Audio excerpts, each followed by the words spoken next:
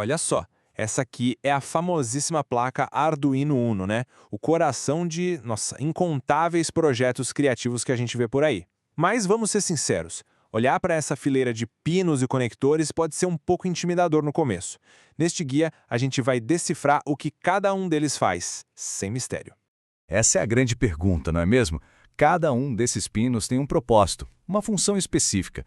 E o pulo do gato é que quando a gente entende o que eles fazem, a gente destrava todo o potencial dessa pequena maravilha da eletrônica. E pode parecer uma bagunça de furos e nomes, mas o layout dos pinos, o que a gente chama de pinout, não é nada aleatório.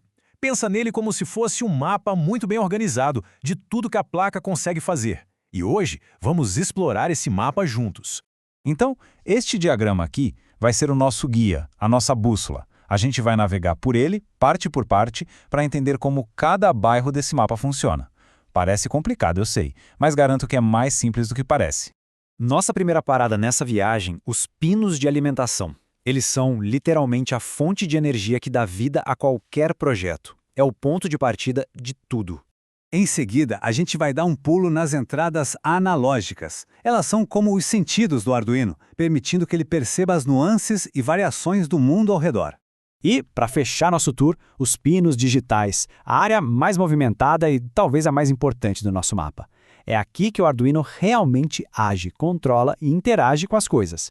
Bom, antes que qualquer LED comece a piscar ou qualquer motor comece a girar, a placa precisa de energia. É o básico do básico. Os pinos de alimentação são o coração elétrico de tudo. Sem eles, nada acontece. Olhando aqui no nosso mapa, a gente consegue ver esse grupinho de alimentação bem destacado. Cada pino tem uma função super importante para garantir que tanto a placa quanto os componentes que a gente conecta nela recebam a energia certinha. Então vamos lá. O pino VIN serve para alimentar a placa com uma fonte externa, tipo uma bateria. Os pinos de 5 volts e 3.3 volts fornecem tensões já reguladas, prontinhas para usar em outros componentes. E o GND? O GND ou Terra é essencial, é o nosso ponto de referência zero para a eletricidade. Todo circuito precisa dele. O IORF avisa qual é a tensão de trabalho da placa. E o Reset, bom, ele simplesmente reinicia o microcontrolador. Certo.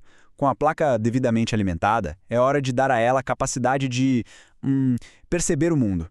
E não só em termos de ligado ou desligado, mas uma escala contínua de valores, sabe? Com nuances.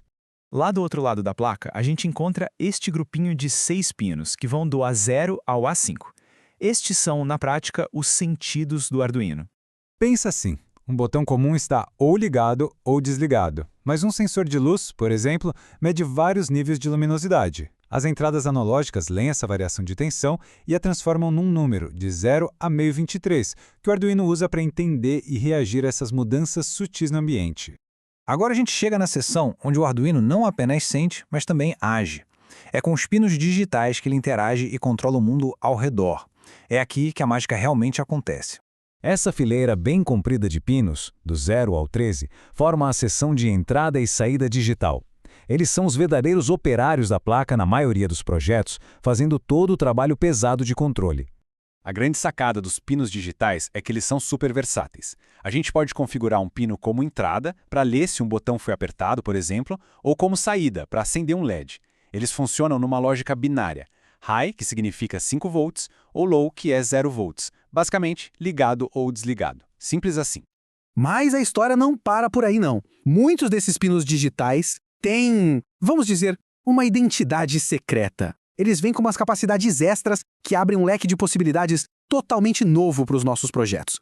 Uma das primeiras coisas que chama a atenção de quem olha a placa com mais calma é aquele pequeno símbolo, o til, o símbolo, o sinho, ao lado de alguns números, como o 3, o 5, o 6.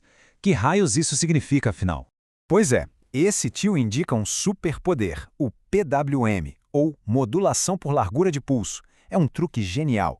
Em vez de ter uma saída analógica de verdade, o Arduino liga e desliga o pino digital numa velocidade absurda. Variando qual rápido ele faz esse pisca-pisca, ele consegue simular diferentes níveis de tensão. É assim que a gente controla o brilho de um LED ou a velocidade de um motor. Como a gente vê aqui no mapa, são os pinos 3, 5, 6, 9, 10 e 11 que têm essa habilidade especial. Guardar esses 6 números na cabeça é uma mão na roda para qualquer projeto que precise de um controle mais fino do que um simples liga e desliga. E além do PWM, alguns pinos são especialistas em outra coisa: comunicação. Eles seguem umas regras específicas, que a gente chama de protocolos, para permitir que o Arduino converse com um computador ou com outros chips e sensores de um jeito bem eficiente. O Uno fala basicamente 3 idiomas principais. O serial, nos pinos 0 e 1, é como ele se comunica com o computador pelo cabo USB.